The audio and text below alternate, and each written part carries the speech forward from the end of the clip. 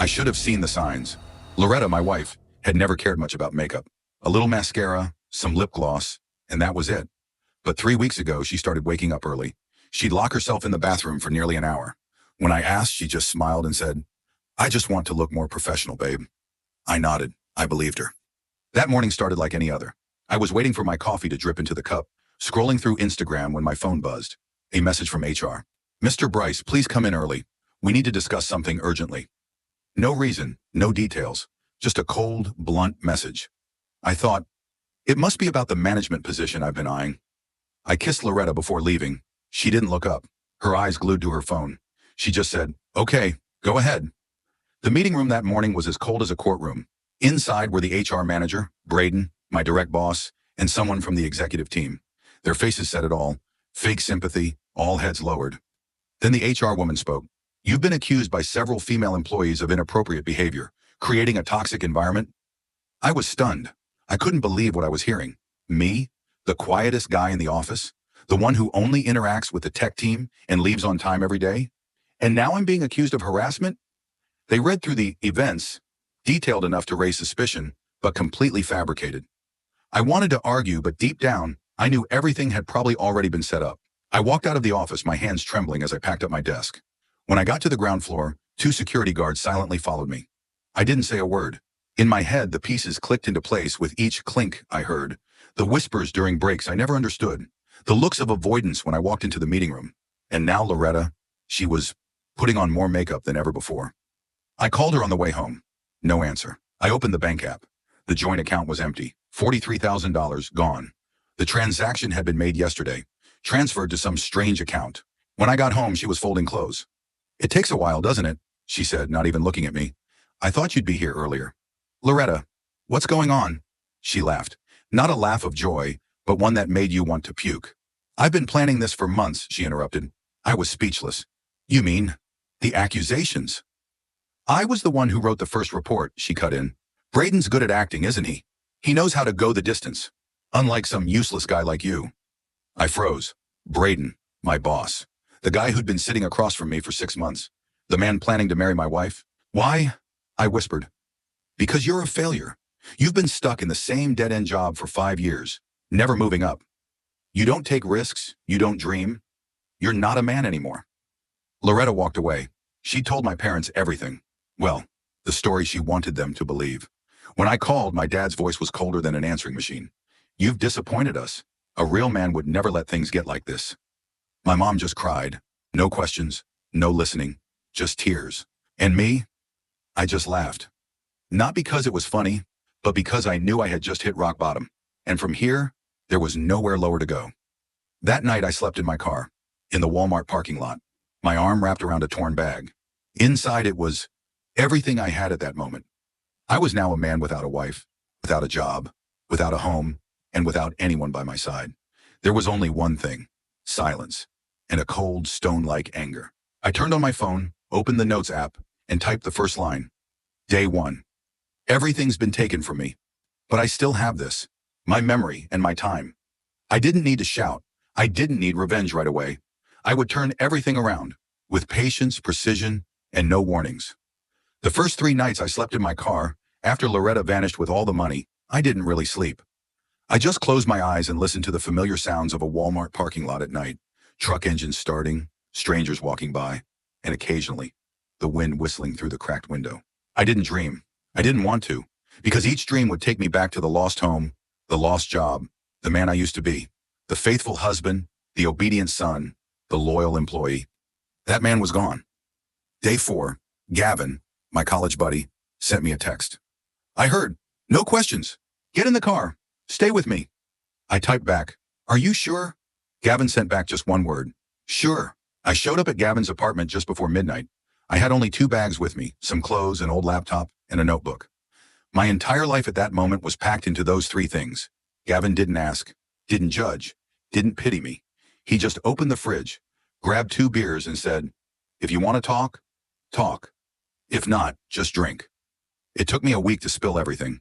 About Loretta, about Braden, about the fake accusations, about the empty bank account, about my parents, who used to hug me when I broke my arm, but now locked me out and called me a disappointment. Gavin listened in silence, then nodded. Well, then start over. But this time, play it smart. I threw myself into work, anything that could make money. During the day, I did heavy lifting, hauling, deliveries. At night, I washed glasses, bartended, and cleaned the counters at a small bar in the neighborhood. Every time I broke a sweat, I felt a little less weak. The anger simmered beneath the layers of muscles I was rebuilding. Emotions gave way to purpose. I still wrote every day, in the leather notebook Gavin gave me. Day 17, Loretta posts a picture with Braden at the grand opening. Mom comments, "So proud of my future daughter-in-law." Dad transferred $175,000, all his retirement money, into her startup project. I didn't cry. I just recorded everything. On day 24, I saw my dad at the grocery store. He was at the bakery aisle. He looked worn out, holding a package of premium cookies, then putting it back, grabbing a cheap pack instead. He hesitated, finally bought the cheaper one. Those cookies. My mom used to buy them every week, but not anymore. I hid behind the aisle. A mix of emotions welled up inside: resentment, pity, disgust, and regret. But I didn't approach him. I just wrote, day 24. Dad is saving pennies while Loretta posts pictures drinking wine at a rooftop bar. I'm not a real man, he once told me. The bar where I worked became an invaluable source of information. After a few drinks, people tell the truth. I didn't ask. I just listened. And what I heard was, Braden had run this same game at his old company.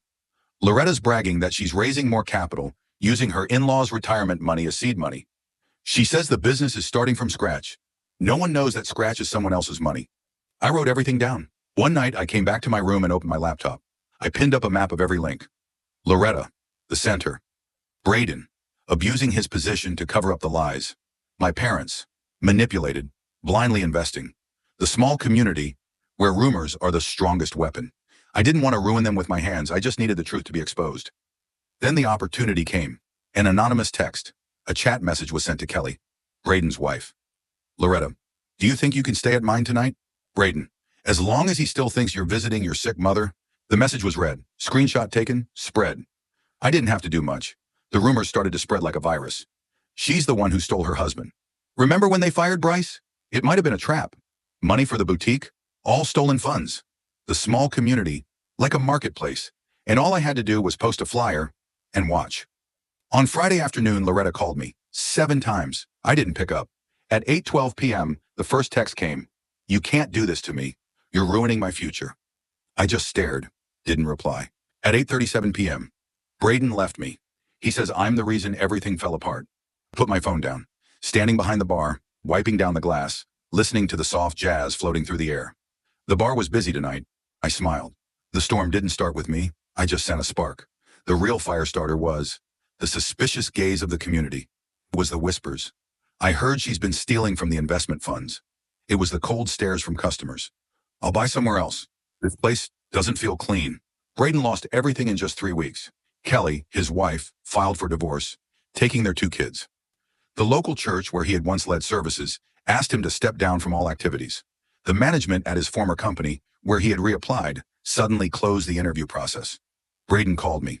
It was 1 a.m., right after my shift. His voice shook, like he didn't dare to take a deep breath. What the hell did you do, Bryce? I just told the truth about what you did. I've lost everything. My family, my career. You won, all right? I don't need to win. I just needed the truth to be heard. Then I hung up. Didn't wait for his response. As for Loretta, she appeared in the local news. A boutique she had opened less than 2 months ago now had a sign saying, temporarily closed for restructuring. I didn't need to destroy anything. People pulled out when the rumors spread. The small-town residents didn't want to buy expensive dresses from someone rumored to have stolen her ex-husband's money and slept with her boss. My mom, who once didn't even want to look at me, left a voicemail. Bryce, I know. I trusted the wrong person. Could you please call me back? I saved the message, not because I wanted to forgive her, but because I needed to remember how they had turned their backs on me. The day they rejected me when I was at my lowest was the day I learned the biggest lesson. Family isn't always a place where everyone is allowed to stay forever. 3 days later, I saw my dad standing by the side of the road, his hands trembling as he held a flyer that read, House for sale, urgent financial reasons. He didn't see me, but I saw the lines on his forehead, the lost look in his eyes as a young family asked about the price of the house. I walked on, lightly, as if I had never existed in their lives. But in my heart, there was no weight. I felt at peace. Loretta sent an email, 870 words long. I counted them. She wrote about the pain of being abandoned by the whole town, of losing everyone's trust, and how her parents scolded her for bringing the whole family into this mess. I know I was wrong, but you didn't have to make me a joke. I closed the email and didn't reply. That evening, I walked past Loretta's old store. The large window was covered with frosted decals. The sign had been taken down. Inside, everything was empty. Only a few mannequins stood alone like mute witnesses to a dream that had died. I stood there for 32 seconds. Then I pulled out my phone and took a picture. Not to post, but just to capture the most peaceful moment of my life. Braden eventually disappeared from town. Loretta moved in with her parents. My parents called 12 more times. No one held on to the same pride they once had. I didn't tell anyone I was going to the auction. I wore an old shirt, faded jeans, and a gray baseball cap. No one recognized me. I walked in like any other curious neighbor, someone there just to watch how the once famous family's assets were now being sold off. The house at 53, the place where I grew up, where my dad taught me how to change a light bulb, where my mom used to lay out cookies on a porcelain plate. Now it was put up for sale like a clearance item. I stood silently at the back of the room. They were seated behind me, my mom's hand clutching my dad's shirt, his eyes vacant. When the auctioneer called out the starting price, no one raised their hand. I was the first. My dad turned around. His eyes squinted as if he couldn't believe it. I stayed still, holding up my bidding paddle, not blinking. When the auctioneer called, "Third and final call, sold." I nodded, quietly signed the paperwork. My parents couldn't stay silent any longer. They followed me out to the parking lot. "Bryce, you can't do this. This is our house." Turned back. My eyes were no longer filled with anger, just the coldness of someone who had been waiting for this moment for 2 years. "No, Mom. It's mine. From now on." My dad stepped forward, his voice still trying to hold on to the authority of a father. "We can work this out, share it, start over." I smiled, calmly, just like how he had spoken to me on the phone 2 years ago. A real man doesn't beg. I repeated those words exactly, without changing a thing. My dad froze. My mom began sobbing uncontrollably. "We're family. Bryce." I looked her straight in the eyes. "A family doesn't abandon its son when he falls." I didn't raise my voice. I didn't threaten. I just walked away, leaving them in the parking lot, just like how I was left on the doorstep of their house all those years ago. The following week, I rented out the house to a young couple. The husband was a delivery driver, the wife a nurse. They had 3 kids, a dog, and dreams of having a small garden. "I know this was once a family's home," the husband said. "We'll take care of it." I nodded. "It's fine. It needs a new family." I lowered the rent by almost 20% from the market value. Not because I was kind, it was just, I wanted them to see another family living happily in a place they once called their legacy. My mom drove by there 6 times on the first day. The security cameras caught each visit. She sat in the car, staring through the window. Sometimes she cried. Other times she just gripped the steering wheel tightly. I didn't go outside. Didn't need to. On a quiet weekend at a small coffee shop, I heard that Loretta was working at the old bar where I used to wash dishes. "She applied the day you quit." Daryl, the bar owner, winked. "Irony, huh?" That evening, I went with my girlfriend Sarah to try the new dishes. I had no intention of running into Loretta, but life has a way of being coldly arranged. She was the one who brought our drinks to the table. The tray trembled slightly when she realized it was me. Her voice faltered. "What would you like to have?" I didn't look up. I just stared at the menu. "1 order of ribs, add a salad, water." Sarah, not knowing who Loretta was, laughed and chatted with me happily. Loretta stood still. I didn't need to look. I knew she was realizing something that she could never believe 2 years ago. I didn't die. I didn't fall apart. I just became a version of myself that she would never deserve. As we were leaving, I left a tip. Not too much, not too little. Just enough to remind Loretta of one thing. I used to do this job. Now it's your turn. Now I'm sitting on the balcony of my new apartment, a cup of coffee in hand, the soft morning sun shining into my eyes. Sarah, my girlfriend, is inside brewing tea. She's humming a tune I don't recognize. Everything is peaceful. No one ever knows that I lost everything. No one looks at me and sees the man who was betrayed, framed, slept in his car, and was abandoned by his own parents. Now I'm just a regular guy. I have a stable job, a healthy relationship, and a heart no longer controlled by past wounds. But I still remember. I remember the first night sleeping in my car. I remember the way Loretta smiled when she saw me broken. I remember my dad's voice, cold as steel, when he said, "A real man doesn't beg." I remember dialing the phone, intending to call someone, then hanging up. I remember scraping together pennies just to buy a loaf of bread. I remember Gavin's eyes, the first person to open the door for me. No questions, no pity. I remember, and I write it down. The leather notebook I still keep, now filled with words. It's no longer the notes of someone seeking revenge. It's the record of a survivor. Loretta is still waiting tables. I don't go to that bar anymore. Not because I'm afraid of running into her, but because there's nothing left to care about. Braden disappeared from town. People say he's staying at his sister's place. No one mentions him anymore. No one regrets it. My parents moved in with my aunt. They don't call anymore. I didn't block their numbers. I just don't pick up. I listen to the old voicemail from my mom. Bryce, we're family. Whenever I feel myself softening, then I remind myself, no, family is the ones who stay when you fall apart, not the ones who come back when they do. I don't want to become bitter, but I'm not the fool I once was. Last week, Sarah said something that made me pause for a long time. I don't need you to save my life. I just need someone who's real. I looked at her, then answered, I'm not someone who can save anyone anymore, but I can stay, hold your hand, when you need it. And for the first time, I felt like a real man. Not because of my career, not because of my father's respect, not because of society's praise, but because I know who I am, and I don't need anyone to confirm that for me. I don't seek revenge, I just don't forget. And from those things I don't forget, I've learned to choose. Choose who to keep, who to let go, who deserves to be called family, and who's just a lesson. I didn't destroy anyone's life. They did that themselves. I just stood still, watching everything fall into place. A new family now lives in my parents' old house. They send pictures every month, showing off their little garden, the freshly painted yellow wall, and the new rose bushes they planted. Thank you for giving us a fresh start, the husband wrote. I nodded, didn't reply.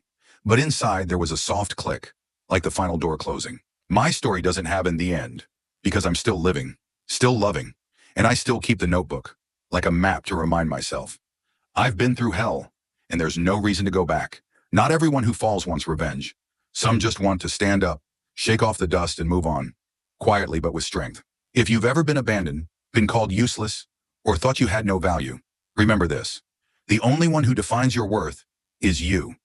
If this story resonates with something in you, share it, subscribe to the channel, and leave a comment below. Maybe your voice is the light for someone else lost in the dark. Thank you for listening. I'll see you in the next story. Goodbye.